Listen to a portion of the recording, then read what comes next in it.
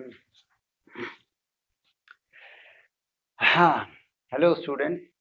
आज आपकी class 12th की पहली क्लास, जिसमें आप इलेक्ट्रोस्टैटिक्स के बारे में कुछ सीखेंगे। इलेक्ट्रोस्टैटिक्स एक बहुत ही अहम चैप्टर है आपके क्लास 12th के लिए भी, कंपटीशन के लिए भी, और आगे के जो चैप्टर्स हैं उनको समझने के लिए भी। क्योंकि बहुत सारी जगह पर आपको इसके जो आप इनके अंदर पढ़ेंगे, जैसे आप फोर्स के बारे में पढ़ेंगे, फील्ड के बारे में पढ़ेंगे, पोटेंशियल के बारे में पढ़ेंगे और कैपेसिटर के बारे में पढ़ेंगे, तो सारी की सारी चीजें आपको मिल जाएगी इसके अंदर। आप आगे पढ़ने वाले हैं, आगे वो चीजें यूज होंगी, है ना। तो आपको आज स्टार्ट करते हैं इलेक्ट्रोस्टैटिक्स। तो आप ध्यान से सुने सारी बातों को, और शुरू में इसके बेसिक्स पर ध्यान दें। तो सबसे पहले आपको एक बात बताएं, आप जो 12th में इलेक्ट्रिसिटी पढ़ने वाले हैं, असल में जब आप कंपटीशन की पढ़ाई करते हैं तो आपको एक नाम दिखाई देता है, इलेक्ट्रोमैग्नेटिज्म। इलेक्ट्रोमैग्नेटिज्म।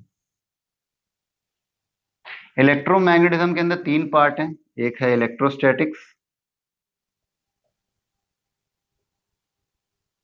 एक है मैग्नेटिज्म,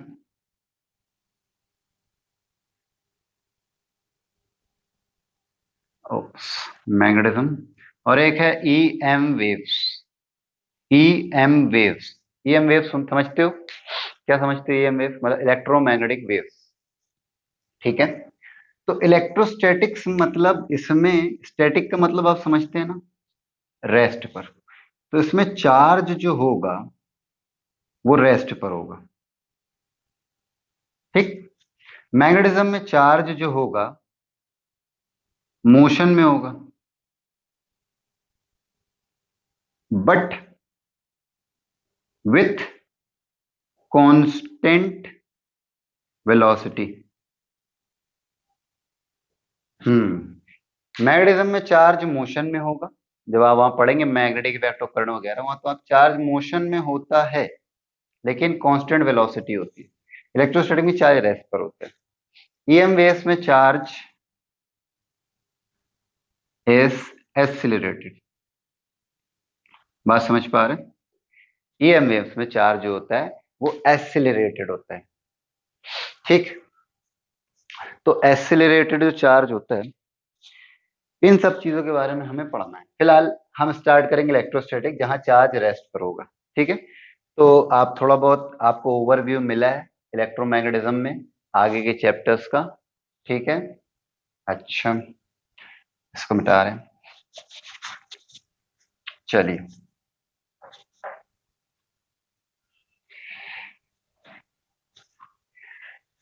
हाँ, तो अब सुनते हैं सबसे पहली चीज, स्टैटिक इलेक्ट्रोस्टैटिक्स को हम स्टैटिक इलेक्ट्रिसिटी भी कहते हैं। Static electricity. अब सबसे पहली बात, इलेक्ट्रिसिटी क्या होती है? इलेक्ट्रिसिटी क्या होती है? तो सुनिए, इलेक्ट्रिसिटी एक किस्म की एनर्जी है, एक एनर्जी है जिसकी वजह से मैटर, जो मैटर होता है, मैटर समझते हो ना, जिसकी वजह से मैटर के अंदर अट्रैक्ट करने की प्रॉपर्टी आ जाती है। समझ पा रहे हैं आप लोग? जिसकी वजह से मैटर के अंदर अट्रैक्ट करने की प्रॉपर्टी आ जाती है। समझे?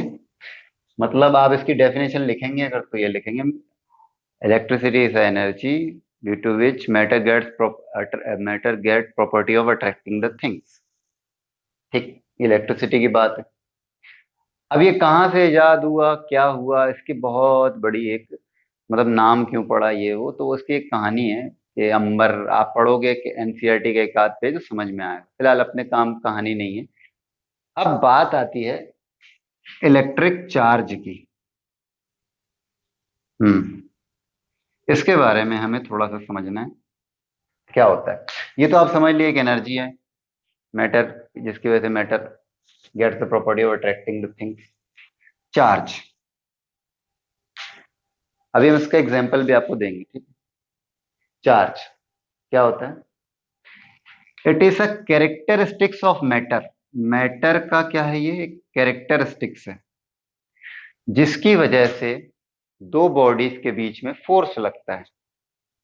जिसकी वजह से दो बॉडी के बीच में फोर्स लगता है। अब फोर्स कैसा हो सकता है? या तो अट्रैक्टिव फोर्स हो सकता है या तो रिपल्सिव फोर्स हो सकता है। तो खैर उसके बारे में पढ़ेंगे। तो आपको इलेक्ट्रिक चार्ज की डेफिनेशन क्या है? असल में इलेक्ट्रिक चार्ज एक कैरेक्टरिस्टिक्स है। क्या है? Characteristics of matter. पूरा नहीं लिखेंगे, है ना। कैरेक्टरिस्टिक्स ऑफ मैटर, है ना। मतलब किसी मैटर या मटेरियल का गुण है। क्या है ये? गुण, जिसकी वजह से दो बॉडी एक दूसरे पर फोर्स लगाती है। ठीक है। तो ये आपका इलेक्ट्रिक चार्ज होता है। तो हमें इलेक्ट्रोस्टैटिक्स में इस चार्ज के बारे में ही पढ़ना है, लेकिन ये चार्ज किस में होना चाहिए? रेस्ट पर। ठीक है। अब स्टैटिक इलेक्ट्रिसिटी का एग्जाम्पल आपको बताएं तो जैसे हम बचपन में करते थे, अभी भी कर सकते हैं। अपने बालों में स्केल को रगड़े रगड़े रगड़े और देन उसको ले गए किसी कागज के पास, तो क्या होता है? अट्रैक्ट हो जाता है। ऐसा होता है। तो वही है, electricity is energy due to which matter get the property of attracting the things. वही इलेक्ट्रिसिटी है। इसको फ्रिक्शनल इलेक्ट्रिसिटी भी कहा जाता है। इलेक्ट्रोस्टैटिक्स को फ्रिक्शनल इलेक्ट्रिसिटी भी कहा जाता है। क्या हुआ? क्या हुआ जब हमने इसको घिसा? स्केल जैसे ही हमने घिसा तो ये चार्ज हो गया। क्या हो गया? चार्ज। जब ये चार्ज हो गया तो ये दूसरी चीज को अट्रैक्ट करेगा। बात समझ रहे हैं? चार्ज हो गया का मतलब समझते हैं, उसके ऊपर चार्ज आ गया। अब वो चार्ज आ गया तो उसको वो अट्रैक्ट करेगा। इसी तरीके से बहुत सारे एग्जाम्पल है। कभी कभी क्या होता है, हम चल रहे फिर रहे, कारपेट पे चले या कहीं चले, किसी को टच करे, धोखे से करंट लग गया। ऐसा होता है। तो वो असल में करंट नहीं होता, उसको हम जैप कहते हैं। जैप, हल्का सा। तो क्यों होता है? चार्ज के इम्बैलेंस होने की वजह से होता है। देखो, नेचर में जो नेचर है हमारा, ये न्यूट्रल रहना चाहता है। क्या रहना चाहता है? न्यूट्रल। न्यूट्रल का मतलब क्या होता है? कोई चार्ज नहीं। न्यूट्रल का मतलब ये होता है जितना पॉजिटिव चार्ज उतना नेगेटिव चार्ज। देखो, हम उस चीज के बारे में पढ़ रहे हैं जो हमें दिखती नहीं है। चार्ज हर जगह मौजूद है। हमारी बॉडी पर है, आप मोबाइल पे देख रहे हो, मोबाइल की स्क्रीन पर है, कॉपी किताब सब, इस पेन के ऊपर भी, हर जगह चार्ज मौजूद है। लेकिन जितनी मात्रा में पॉजिटिव होता है उतनी ही मात्रा में नेगेटिव होता है। आप बोलोगे पॉजिटिव नेगेटिव क्या है? अभी हम आपको बता रहे हैं, दो प्रकार के चार्ज होते हैं, पॉजिटिव और नेगेटिव, है ना। तो एक से होते हैं ये, जितने पॉजिटिव उतने नेगेटिव। ये हमेशा न्यूट्रल रहना चाहता है। नेचर क्या चाहता है? न्यूट्रल रहना। ठीक। जैसे हमने कहीं चले, मान लो कारपेट पे चले, पैर को घिस घिस के चले, तो हमारे बॉडी से मान लो इलेक्ट्रॉन वहां चले गए। अब हमारी बॉडी, मतलब नेगेटिव चार्ज हमारी बॉडी से वहां चले गए। मान लो हमारे पास 200 चार्ज थे, 100 पॉजिटिव थे, 100 नेगेटिव थे। हमने घिसा, 90 नेगेटिव चार्ज बस बचे, 10 वहां चले गए। अब मेरी बॉडी क्या चाहेगी? 10 कहीं ना कहीं से ले लो। तो हम किसी को उस समय अगर जल्दी से टच कर लिए उसी समय, तो वो 10 चार्ज हमारी बॉडी में ट्रांसफर होंगे वहां से, और उसी समय वो जैप लग जाता है। समझ रहे? अगेन एक और एग्जांपल। आप ठंड के समय में कम्बल ओढ़ते हैं या स्वेटर पहनते हैं या उतारते हैं, तो आपको कुछ चट चट चट चट चट आवाज आती है ना। तो वो भी इलेक्ट्रोस्टैटिक्स, स्टैटिक इलेक्ट्रिसिटी का ही पार्ट है या उसका ही फिनोमेना है। आपकी लाइटनिंग, बिजली बिजली कड़कती है ना, हाँ, तो वहां पर भी यही कुछ फिनोमेना होता है ना, फ्रिक्शनल, फ्रिक्शन की वजह से। तो फ्रिक्शनल इलेक्ट्रिसिटी इसलिए भी कहा जाता है। तो छोटी मोटी बातें आपको यहाँ समझ में आ रही होगी इलेक्ट्रोस्टैटिक्स की। ठीक है।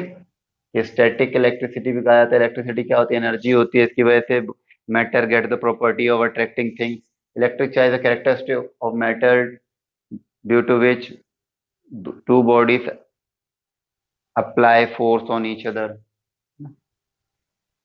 अब देखो, इसके बाद इलेक्ट्रिक चार्ज के बारे में थोड़ी सी बात करनी है हमें। क्या होता है? देखो, जब ये सब चीज हो रहा था तो कुछ एक्सपेरिमेंट हुए थे, कुछ क्या, बहुत सारे एक्सपेरिमेंट हुए थे। उन एक्सपेरिमेंट में से एक, कुछ एक्सपेरिमेंट हम आपको बता रहे हैं, तो उसको आप देखिएगा क्या होता है वो एक्सपेरिमेंट। चलिए, इसको मिटाएं। कुछ लिखा भी तो नहीं है जो मिटाएं। जैसे क्या हुआ, उस समय कुछ साइंटिस्ट लोगों ने कुछ एक्सपेरिमेंट किया। उन्होंने कुछ रॉड ली। हम ग्लास रॉड ले रहे हैं। कौन सी रॉड ले रहे हैं? ग्लास। ग्लास रॉड ले लिए हम। ठीक है, दो ग्लास रॉड हमने लिए। अब इस ग्लास रॉड को किसी इंसुलेटिंग मटेरियल या किसी चीज से रब किया। जैसे ये मान लो एक ग्लास की रॉड है, हमने सिल्क लिया, सिल्क कपड़ा लिया, इंसुलेटिंग मटेरियल, और इसको रब किया। ठीक है, एक और रॉड ली, एक और रॉड ली। ये लो, एक और रॉड आ गई, है ना। ये भी ग्लास की, लेवल ब्लू ब्लू ले रहा है। ठीक है, दोनों ब्लू है, मतलब दोनों ग्लास है। दोनों को रब किया, रब किया और पास में लेके गए। जब पास में लेके जा रहे थे तो उन्होंने ये फील किया कि ये एक दूसरे दूर भागना चाह रहे हैं, मतलब एक दूसरे को रिपेल कर रहे हैं। रिपेल का मतलब तो समझते ही होगे ना। तो ये दोनों एक दूसरे को रिपेल किए। ठीक, उन्होंने बोला वाह। बोले अब चलो दूसरा करते हैं। उन्होंने प्लास्टिक ले ली, और भी बहुत सारी रॉड अलग अलग करके देखी है। आपको बताएंगे, अभी सीरीज पूरी इसकी है। प्लास्टिक की रॉड लिए हुए हैं, दो प्लास्टिक। अब दो लाल वाली ले लो, लाल वाली। ये दोनों लाल प्लास्टिक है ना। अब इसको कॉटन से रब किया गया, इंसुलेटिंग मटेरियल से रब किया, रब किया, रब किया, रब किया, और फिर पास में लेके गए, पास में लेके गए, पास में लेके गए। तो ये देखा कि ये, मतलब ऐसे भागे नहीं, मतलब दूर होना चाह रहे, दूर होना चाह रहे। मतलब ये भी क्या कर रहे हैं, ये भी क्या कर रहे हैं, रिपेल कर रहे हैं। ये भी रिपेल कर रहे हैं। उन्होंने बोला अच्छा ऐसा हो रहा है। बोले अब क्या करें? उन्होंने बोला अब चलो हम बताते हैं। उन्होंने बोला एक ग्लास ले लो, एक प्लास्टिक ले लो। उन्होंने बोला ठीक है लो, एक ग्लास ले लो, एक प्लास्टिक ले लो। मतलब एक ग्लास की रोड, एक प्लास्टिक की रोड। उन्होंने बोला आप करो, मतलब एक लाल और एक ब्लू। ठीक है, उन्होंने बोला अच्छा आप करके देखते हैं कैसे नहीं होगा। अब उन्होंने इसको रब किया, जैसे पहले रब किया था इसको भी रब किया। अब इसको पास में लेके जा रहे हैं, तो उन्होंने देखा मतलब ये एक दूसरे के करीब आना चाहते हैं, चिपकना चाह रहे हैं, मतलब अट्रैक्ट हो रहे हैं। क्या हो रहे हैं? अट्रैक्ट हो रहे हैं। उन्होंने बोला अच्छा ऐसा हुआ। तो उन्होंने कुछ निष्कर्ष निकाला और कुछ नामकरण किए। तो सुने, उन्होंने ये बोला लो, मतलब यहाँ बत उन्होंने ये बोला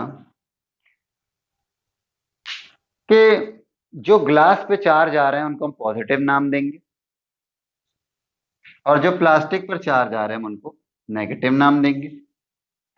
जब ये सेम चार्ज होते हैं, मतलब पॉजिटिव और पॉजिटिव, तो इनके बीच में आ जाती है दुश्मनी। क्या आ जाती है? दुश्मनी। तो ये दूसरे को दूर भगाना चाहते हैं। प्लस प्लस चाहते हैं दूर भागे, और जब माइनस माइनस होते हैं तब भी ये चाहते हैं दूर भागे। लेकिन जब प्लस और माइनस हो जाते हैं तो इनके बीच दोस्ती हो जाती है।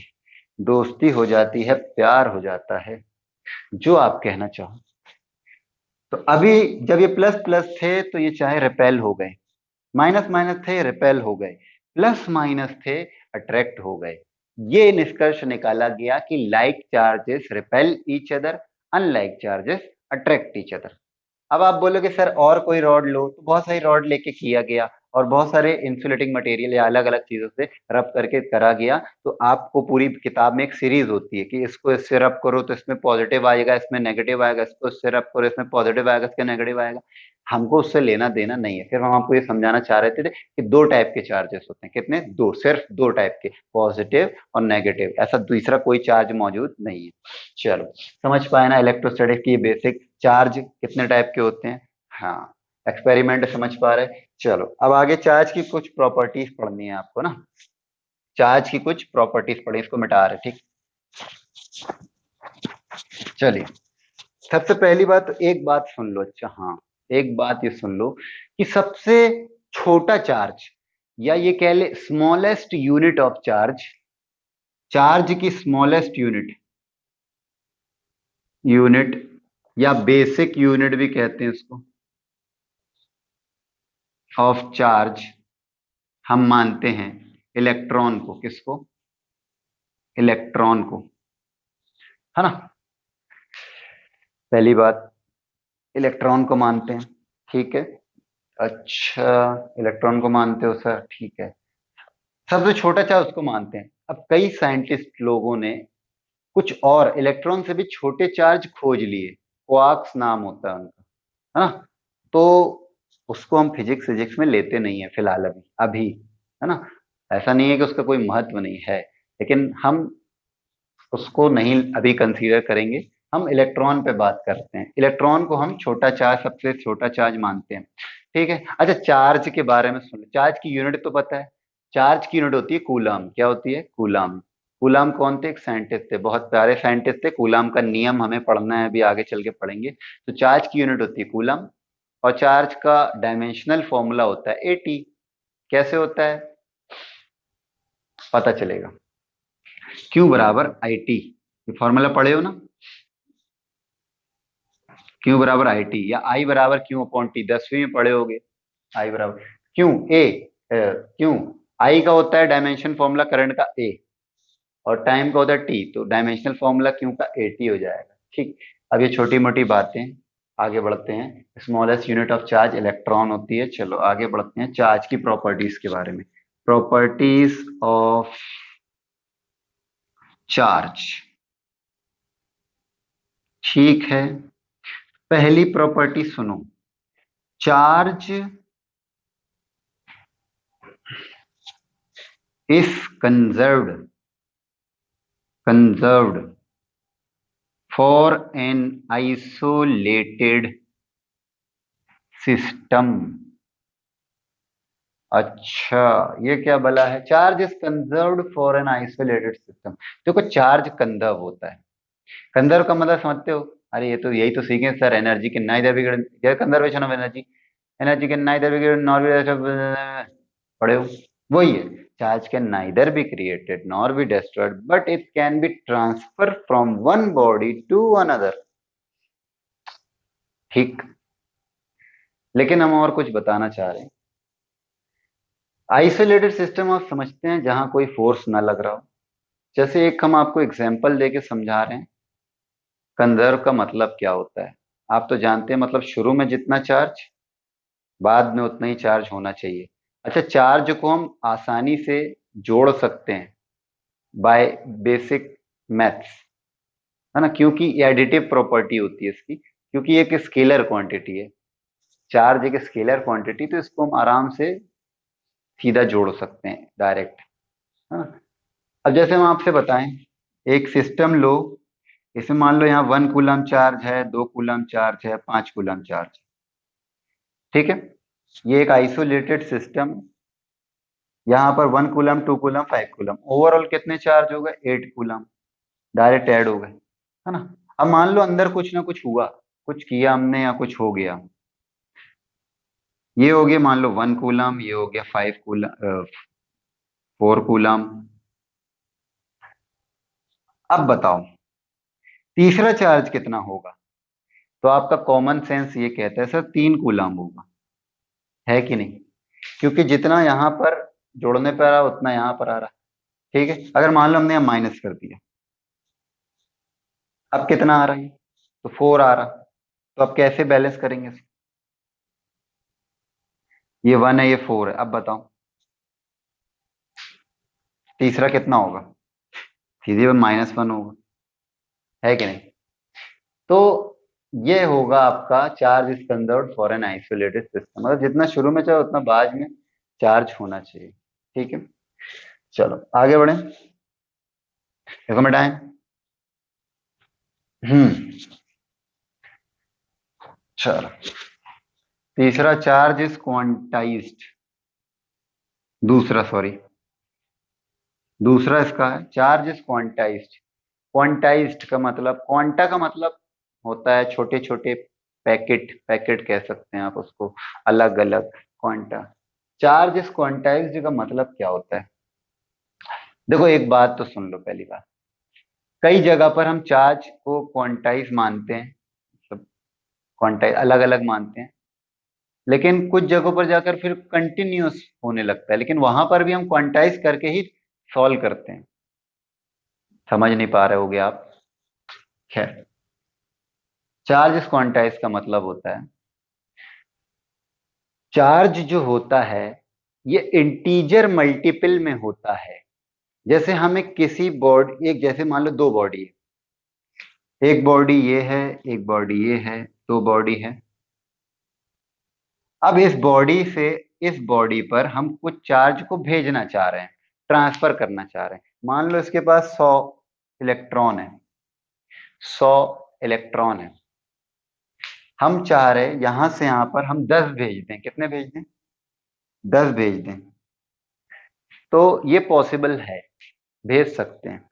अगर हम आपसे बोले कि चलो 3.5 चार्ज भेज दो, 3.5 इलेक्ट्रॉन भेज दो यहां से, तो क्या ये पॉसिबल है कि 3.5 इलेक्ट्रॉन यहां से यहां जाएगा? 3.25, 4.25, तो ऐसा कुछ नहीं होता। ये हमेशा इंटीजर मल्टीपल में होते हैं। बात समझ पा रहे हैं? इंटीजर मल्टीपल में।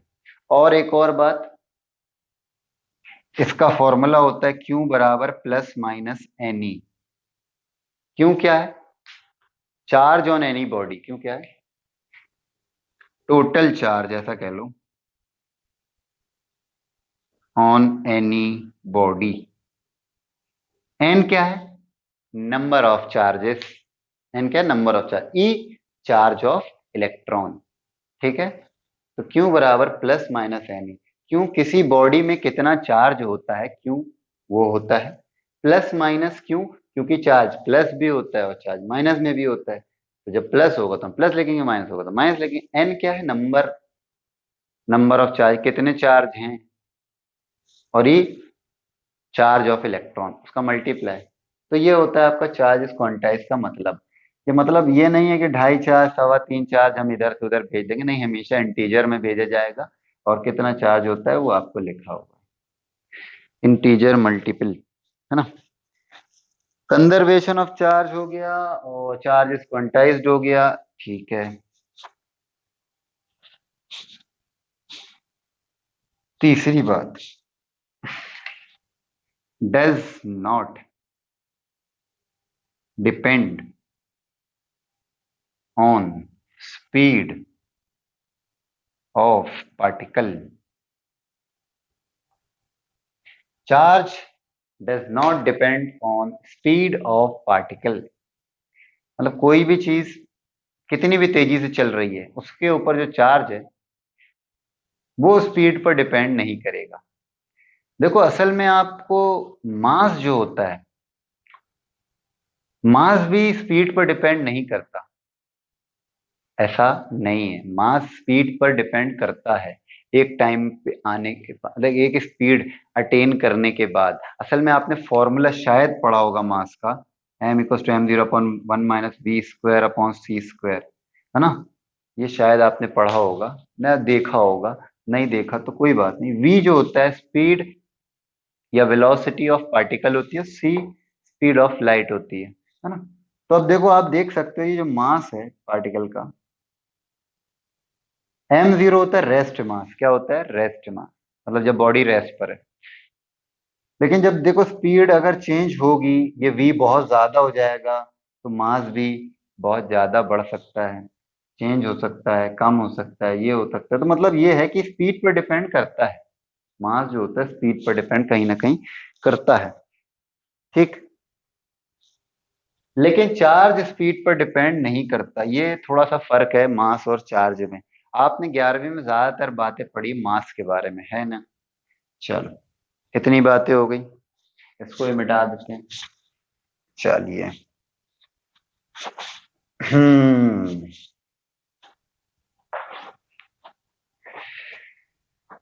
हाँ।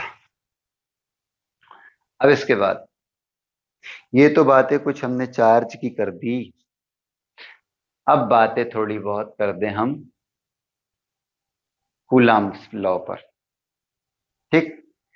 तो कूलाम्स लॉ कौन, कूलाम्स क्या थे, कौन थे, क्या करते थे? तो उन्होंने बहुत अच्छे काम किए, कुछ लॉ बनाया, और आप जो चार्ज की यूनिट पढ़ते हैं कूलाम, वो उन्हीं के नाम पर है। ठीक। तो अभी तक हमने जो इलेक्ट्रोस्टैटिक्स का आपको इंट्रो दिया, हम उम्मीद करते हैं कि आपको समझ आया होगा। अब बात आती है कूलाम्स लॉ की। Coulombs law. ठीक। कूलाम्स लॉ क्या है? तो सुने पहले, ये आपका दो पॉइंट चार्ज है। क्या है? Point charge. ठीक।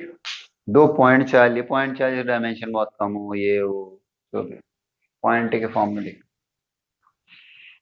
तो मान लो यहाँ दो चार्जेस रखे, Q1 और Q2। चार्ज को अब तो Q से डिनोट किया जाता है, चार्ज को है, चार्ज को Q से डिनोट किया। Q1 और Q2 दो चार्ज रखे, क्या दोनों पॉजिटिव हैं? हाँ बिल्कुल सर, दोनों पॉजिटिव हैं। अच्छा, दोनों पॉजिटिव है तो क्या दोनों के बीच में दुश्मनी है? हाँ दुश्मनी।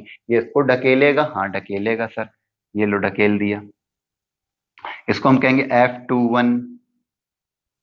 ठीक। Force on second charge due to first charge.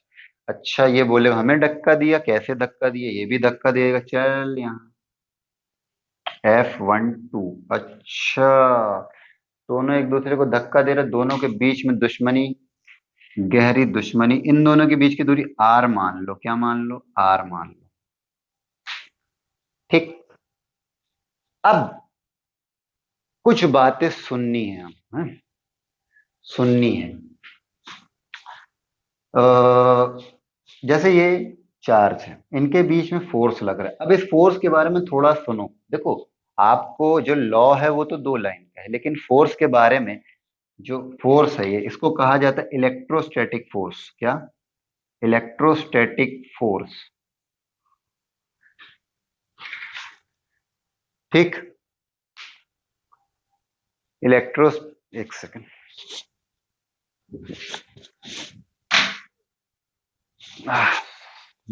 Sorry. Electrostatic force. अब ये इलेक्ट्रोस्टैटिक फोर्स के बारे में सुनना बहुत ध्यान से, क्या होता है ये। देखो, ये जो फोर्स है, ये हमेशा ऑपोजिट डायरेक्शन में लगता है। ऑपोजिट डायरेक्शन में लगता है, सेम मैग्नीट्यूड का लगता है। मतलब ये कि इन इस फोर्स का, इलेक्ट्रोस्टैटिक फोर्स का डायरेक्शन ऑपोजिट होता है। देखो, इसका यहाँ फोर्स, अगर मान लो एक माइनस होता, आप एक समझाने के लिए, अगर मान लो हम यहाँ पर -Q1 ले लें, और इसको यहाँ पर Q2 ले लें प्लस में। अब इनके बीच में फोर्स देखो, तो ये माइनस ये प्लस, दोनों के बीच में दोस्ती है। दोस्ती है तो बोलेगा, ये बोलेगा आ जाओ मेरे पास, F21। और ये बोलेगा अरे नहीं नहीं, तुम भी F12। तो दोनों एक दूसरे को अपनी तरफ खींचना चाहेंगे, है ना?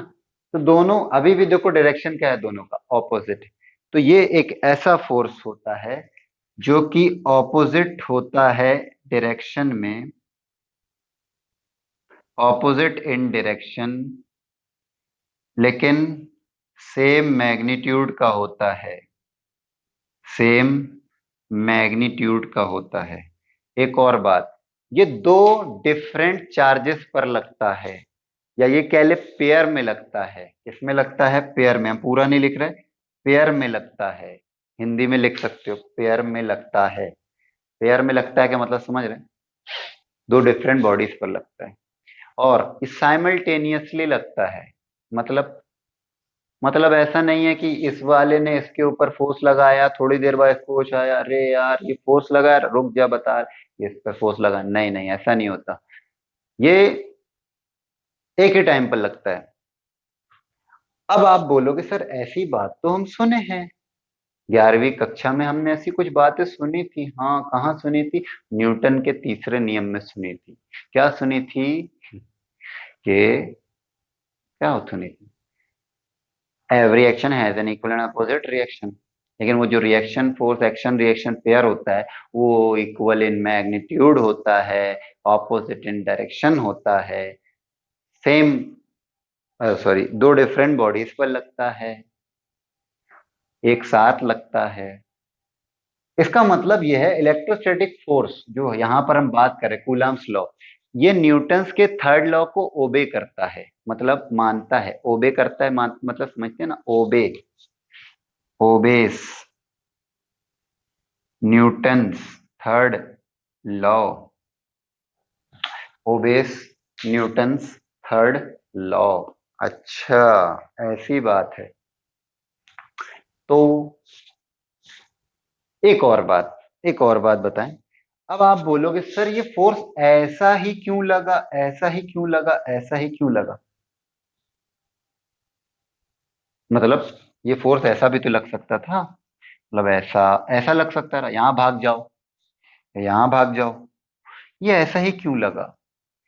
तो कूलाम्स ने इसके बारे में एक बात बताई, एक्सपेरिमेंटली एक्सपेरिमेंट करके उन्होंने एक बात बताई कि ये जो फोर्स होता है हमेशा along the line joining two charges, along the line joining two charges लगता है, along the line joining two charges लगता है। अच्छा, अब समझ में आई बात, along the line joining two charges लगता है। ठीक, इतनी बातें हो गई। अब उन्होंने बोला कि एक और बात बताएं इसमें, कि ऐसा फोर्स जो ऑपोजिट इन डायरेक्शन हो, सेम मैग्नीट्यूड का हो, पेयर में लगे, न्यूटन के थ्योरी लॉ को ओबे करे, अलोंग द लाइन जो नहीं लगे, ऐसे फोर्स का एक और नाम होता है सेंट्रल फोर्स। क्या होता है? Central force. मतलब कूलम्ब इलेक्ट्रोस्टैटिक फोर्स को हम सेंट्रल फोर्स भी कह सकते हैं। चलो ठीक है, मेरे ख्याल से आपको कूलम्ब्स लॉ में जो फोर्स इस्तेमाल हम कर रहे हैं समझ में आ गई होगी बात, है ना? ठीक। अब लॉ पर आते हैं, जो पढ़ने के लिए आए। लॉ, लॉ लॉ होता है। लॉ का मतलब समझते हो ना? लॉ एक ऐसी चीज जो एक्सपेरिमेंटली प्रूव है, जिसको आप फिर याद कर सकते हैं, जिसका प्रूफ नहीं होता। हालांकि आप 11वीं में कैपलस लॉ का प्रूफ देखे होंगे, लेकिन ज्यादातर लॉ जो होते हैं ये एक्सपेरिमेंटली प्रूव होते हैं। इनका लॉ मतलब इनका कोई प्रूफ वगैरह ज्यादा नहीं होता, एक्सपेरिमेंटली प्रूव्ड ऑलरेडी ये होते हैं। ठीक है, तो बता दें आपको क्या बोला उन्होंने। कूलाम्स ने ये बोला, जो फोर्स का मैग्नीट्यूड होता है, मैग्नीट्यूड की बात कर रहे हैं, डायरेक्टली प्रोपोर्शनल टू होता है product of magnitude of charges, and inversely proportional होता है square of distance between them. ठीक, जैसे आपने याद होगा न्यूटन्स लॉ ऑफ ग्रेविटेशन पढ़ा है, दो बॉडीज के बीच में जो फोर्स लगता है वो directly proportional to the product of their masses and inversely proportional to the square of distance between them. Same चीज यहाँ है, इन दोनों के बीच में जो फोर्स लग रहा है ये जितनी ज्यादा मैग्नीट्यूड का होगा उतना ज्यादा एक दूसरे पर फोर्स लगाएंगे, इसीलिए डायरेक्टली प्रोपोर्शनल। और जितनी पास होंगे उतना ज्यादा फोर्स लगाएंगे, सीधी सी बात है। जैसे आप मैग्नेट का एग्जांपल लो, जितना पास होते हैं उतना ज्यादा फोर्स लगाते हैं, जितना दूर होंगे उतना कम। इसीलिए inversely proportional to the square of distance between them, square में कम होता है, मतलब आप थोड़ा सा दूर करोगे, मतलब डिस्टेंस आप 2 कर रहे हो तो फोर्स 4 गुना कम हो जाएगा, ऐसा है। ठीक, तो F directly Q1 Q2 F directly proportional to 1/r square, inversely proportional to 1/r, sorry inversely proportional R square, है ना? दोनों को मिला दो, दोनों को मिला दो, क्या आया? Q1 Q2/r स्क्वायर, दोनों को मिलाने पर क्या है? Q1 Q2/r square. अब प्रोपोर्शनल का साइन हटता है, इक्वल टू लगता है, और एक कांस्टेंट लगता है, इसको मिटा रहे हैं, इसको मिटा दे रहे हैं। ठीक है, अच्छा इसको ही मिटा दो, क्या काम। ठीक है, ये मैग्नीट्यूड की बस बात कर रहे हैं। तो ये क्या होता है, इक्वल टू और एक कांस्टेंट लगे के, क्या लगे के, क्या लगे के का मतलब, के को कहा जाता है इलेक्ट्रोस्टैटिक फोर्स कांस्टेंट। के को कहा जाता है इलेक्ट्रोस्टैटिक फोर्स कांस्टेंट। अब के की वैल्यू क्या होती है, के का मतलब क्या होता है, के क्या होता है, इसके बारे में अभी पर चर्चा नहीं कर रहे हैं, है ना, लास्ट में करेंगे। ठीक है, तो फिलहाल जो हम बताना ये चाह रहे हैं ये तो आपका हो गया। इसका वेक्टर फॉर्म लिख पाओगे आप, वेक्टर फॉर्म, कूलम्ब्स लॉ का वेक्टर फॉर्म लिख पाओगे? क्या होता है वेक्टर फॉर्म को, मतलब समझते हो ना? वेक्टर फॉर्म में डायरेक्शन देखा जाएगा, F equals to K Q1 Q2 upon R square into R cap. ठीक, आर कैप का मतलब समझ गए ना, आर कैप फॉर डायरेक्शन, मतलब यूनिट वेक्टर लगाते हैं। और इसकी वैल्यू कितनी होती है, mod R upon vector, sorry vector R upon mod R, overall ये आता है vector form, K Q1 Q2 vector R upon mod of, या कह लो आर क्यूब, ये होगा, ये होता है vector form of Coulomb's law. ठीक, चलो के बारे में थोड़ी सी बात कर लें, अभी कर ले रहे हैं ना, हालांकि हम ज्यादातर के लिखेंगे लेकिन उसके बारे में बात कर लेते हैं। ठीक है, इसको मिटा दें, चलो मिटा रहे हैं।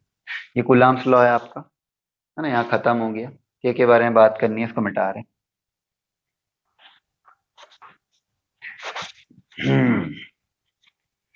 चलो देखो, के बारे में बात सुनो, के बारे में बात सुनो। के को कहा जाता है इलेक्ट्रोस्टैटिक फोर्स कांस्टेंट। इसकी एसआई सिस्टम में, किसमें, एसआई सिस्टम में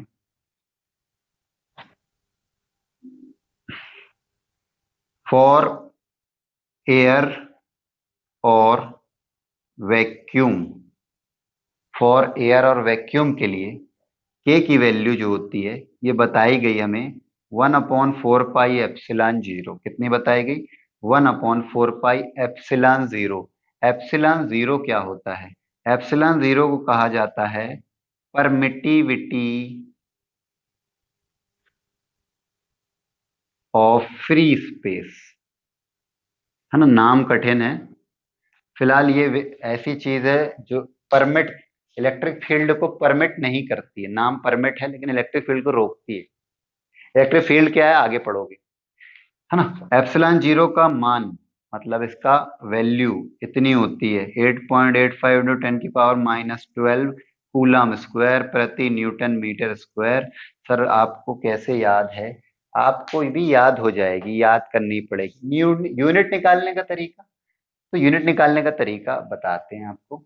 एप्सिलॉन 0 की डायमेंशन फॉर्मूला भी आप निकाल सकते हैं यहाँ से, है ना, अगर आपको इनके डायमेंशन फॉर्मूले याद हैं तो। ठीक, फिलहाल हम यूनिट निकालने का तरीका बता देते हैं।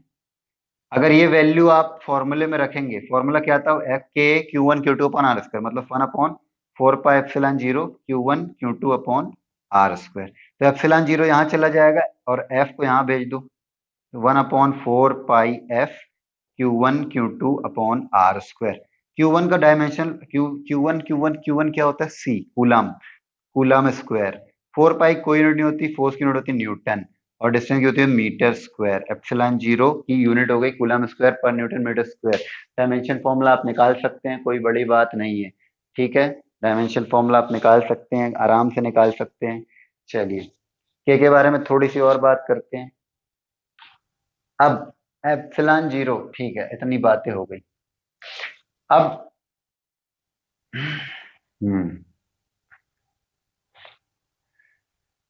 For dielectric medium, for dielectric medium, देखो के बारे में हम ज्यादा बात शुरू में नहीं करते हैं क्योंकि बहुत सारी बातें के बारे में शुरू में समझ में नहीं आती। आप पूछोगे डाइलेक्ट्रिक क्या है, तो इसके बारे में आगे की वीडियोस में आप सीखेंगे डाइलेक्ट्रिक क्या है ना। असल में एक तरीके से आप थोड़ी देर के लिए समझो, एक ऐसा मटेरियल जो इलेक्ट्रिक फील्ड को रोकता है, इंसुलेटिंग मटेरियल, इंसुलेटर की तरह आप उसको सोचो, है ना। आगे चल के इसके बारे में आपको बताया जाएगा। ठीक, अब इसके लिए अच्छा एक और बात, सॉरी सॉरी, एक बात और बताना भूल गए। 1/4 पे एप्सिलॉन जीरो हर बार भूल जाते हैं। एप्सिलॉन जीरो की अगर वैल्यू हम यहाँ रखते हैं तो हमें 4 की वैल्यू पता है, 4 मतलब 4 पाई की वैल्यू पता है, और एप्सिलॉन जीरो, तो के कितना आ जाएगा? तो के आ जाता है 9 × 10⁹ ये आप कैलकुलेट कर, तो मतलब इसका ये है कि 1/4 पर एप्सिलॉन जीरो की वैल्यू होती है 9 × 10⁹ ठीक है। तो यहाँ पर हम डायरेक्ट 9 × 10⁹ रख सकते हैं, ठीक है। अब देखो यहाँ पर आओ, के की वैल्यू इसके लिए होती है 1/4 पर epsilon zero epsilon R. Epsilon R किस बला का नाम है? एप्सिलॉन आर को कहा जाता है रिलेटिव परमिटिविटी,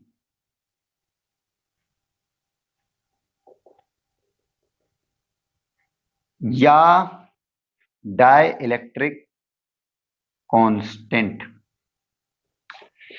अब इसका मतलब हम थोड़ा सा आपको, मीडियम क्या है, देखो क्या होता है, अभी तक हम जो चार्ज को रखे थे, इसको हम रखे थे के लिए एयर और वैक्यूम में, या तो एयर में था या वैक्यूम में था, उसमें हम आराम से निकाल लिए। लेकिन मान लो वही दो चार्ज पानी के अंदर है, कहाँ पर है?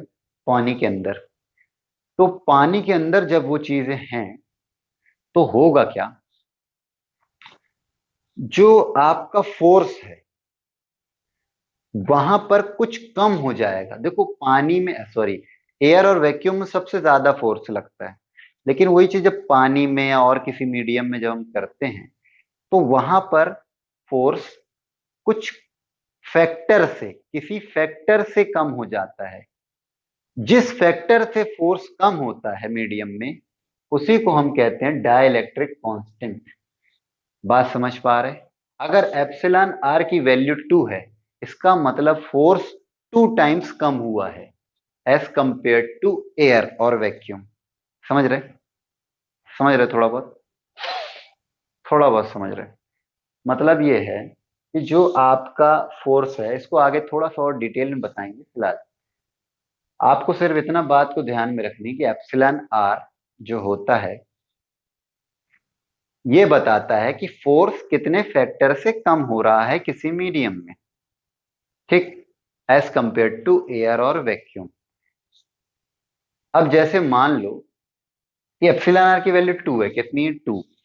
तो ये तो 1/4 पर एप्सिलॉन जीरो की पूरी वैल्यू तो यहां पर भी होती थी, लेकिन अपॉन में क्या आ गया यहाँ? 2। तो मतलब 2 टाइम्स कम हो गया ना, बाकी चार्ज वही थे। तो फोर्स तो वही था, के F equals to K Q1 Q2/R²। ये सब वही था, Q1 Q2 R² सब वही था, लेकिन के में फर्क आ गया। वहां पर इतनी बातें थी 1/4 पर एप्सिलॉन जीरो, लेकिन अगर एप्सिलॉन आर मान लो किसी का 2 है, सिर्फ एग्जाम्पल के तौर पर, मतलब जितना एयर और वैक्यूम में होता था उससे 2 गुना कम हो गया है, ठीक है। बस इतनी बात है, बस आप इतना याद रख लो, कुछ वैल्यूज पूछी जाती है, एप्सिलॉन आर 1 होता है एयर और वैक्यूम के लिए, 1 होता है एयर और वैक्यूम के लिए। देख लो आप यहाँ पर एप्सिलॉन आर नहीं है, मतलब नहीं है, मतलब 1 है। और मेटल के लिए भी लिखा जाता है, इनफाइनाइट होता है मेटल के लिए, इसीलिए वहाँ रीजन यही है कि वहाँ इलेक्ट्रिक फील्ड नहीं होती अंदर, मतलब क्या कहते हैं उसको, लाइंस नहीं बजाती अंदर। एप्सिलॉन इनफाइनाइट होता है मेटल के लिए, ठीक। बहुत सारी चीजें आगे आप पढ़ेंगे, इसलिए हम के बारे में ज्यादा चर्चा शुरू में नहीं करते हैं। खैर, जो आपको समझ में आ गया है आप नोट कर सकते हैं। चलो, तो आपने देखा के की वैल्यू के बारे में, कितनी होती है के की वैल्यू एयर और वैक्यूम में? 1/4 pi epsilon zero which is equal to 9 × 10⁹ epsilon zero क्या होता है? Permittivity of free space. और आपकी यही चीज किसी मीडियम में, किसी डाइलेक्ट्रिक मीडियम में कितनी हो जाती है? 1/4 pi epsilon zero epsilon R. Epsilon R किस बला का नाम है? तो वो डाइलेक्ट्रिक कांस्टेंट कहा जाता है, ठीक। तो कूलाम्स लॉ, इतनी बातें छोटी मोटी कूलाम्स लॉ में थी, ठीक। अब कूलाम्स लॉ में आगे थोड़ी सी और बात कर लें। एक छोटा सा क्वेश्चन, एक छोटा सा क्वेश्चन।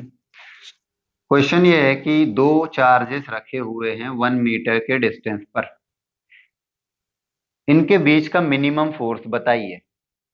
दो चार्जेस रखे हुए हैं 1 मीटर के डिस्टेंस पर, इनके बीच का फोर्स बताइए।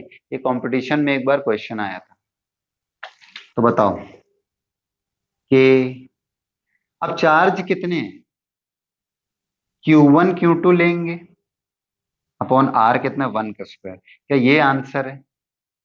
नहीं, मिनिमम फोर्स बोला है। क्या मिनिमम फोर्स? मिनिमम फोर्स तब होगा जब मिनिमम चार्ज होगा, मतलब सबसे छोटा चार्ज होगा, है कि नहीं? सबसे छोटा चार्ज होगा तभी तो मिनिमम फोर्स होगा। तो क्योंकि के की वैल्यू तो फिक्स है और ये 1 मीटर भी दे दिया है, तो मतलब इसके बारे में ये है। तो ये कितना होना चाहिए? ये ई होना चाहिए। यहाँ क्या होना चाहिए? ई। मिनिमम फोर्स तभी आएगा, ई इंटू ई आया के ई स्क्वायर, फोर्स आ गया। ठीक है, तो ये आपका एक छोटा सा क्वेश्चन। अच्छा, अगली जो वीडियो होगी, अभी ये वीडियो ज्यादा लंबा हो रही है, अगली वीडियो में अपन कुछ इसके न्यूमेरिकल सीखेंगे, छोटे मोटे न्यूमेरिकल जो आपके बोर्ड एग्जाम में भी आते हैं। ठीक है, तो उसको अगली क्लास में अपन करते हैं। ये वीडियो को यहीं समाप्त करते हैं। शुक्रिया।